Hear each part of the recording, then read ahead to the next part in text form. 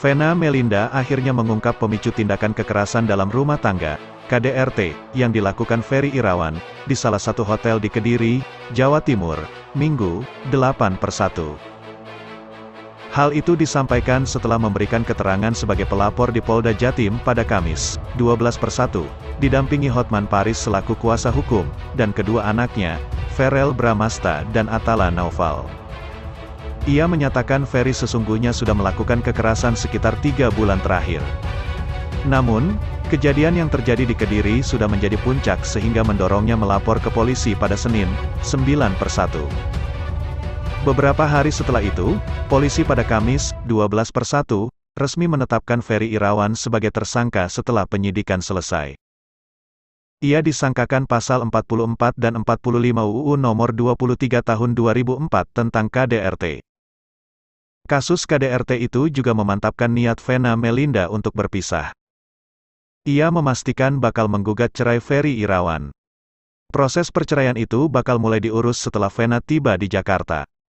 Semua bermula saat ia dan Ferry berangkat menuju daerah konstituennya di Kediri.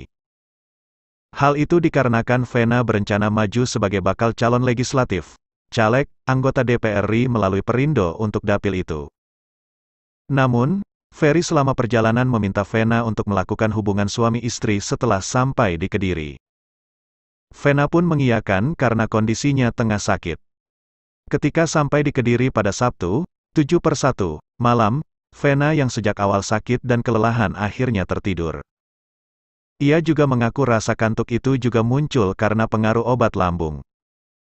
Namun, pukul 3, Minggu, 8/1, dini hari, Ferry kembali berusaha membujuk Vena untuk berhubungan seks. Vena pun kembali menolak permintaan itu. Saat dia bangun, sekitar pukul 6 waktu Indonesia Barat, Ferry ternyata mengirimkan tautan berisi artikel dosa istri yang menolak permintaan suami. Tautan itu membuat keduanya cekcok. Namun, permasalahan kembali terjadi saat Vena bersiap berangkat menuju Tulungagung. Ferry disebut kembali marah setelah Vena menutup pintu toilet saat suaminya itu buang air besar.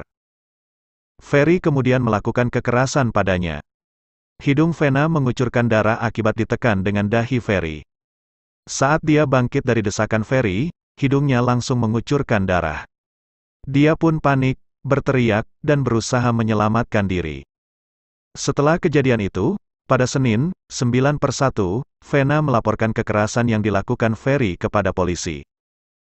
Pada hari yang sama, sejumlah foto dirinya menangis dengan hidung berdarah-darah tersebar di media sosial. Ia juga sempat mendapat perawatan di rumah sakit hingga bisa menghadiri langsung panggilan untuk dimintai keterangan di Polda Jatim pada Kamis, 12/1. Tak lama setelah itu, Ferry Irawan resmi menjadi tersangka dugaan KDRT terhadap Vena Melinda dengan ancaman hukuman maksimal 5 tahun penjara.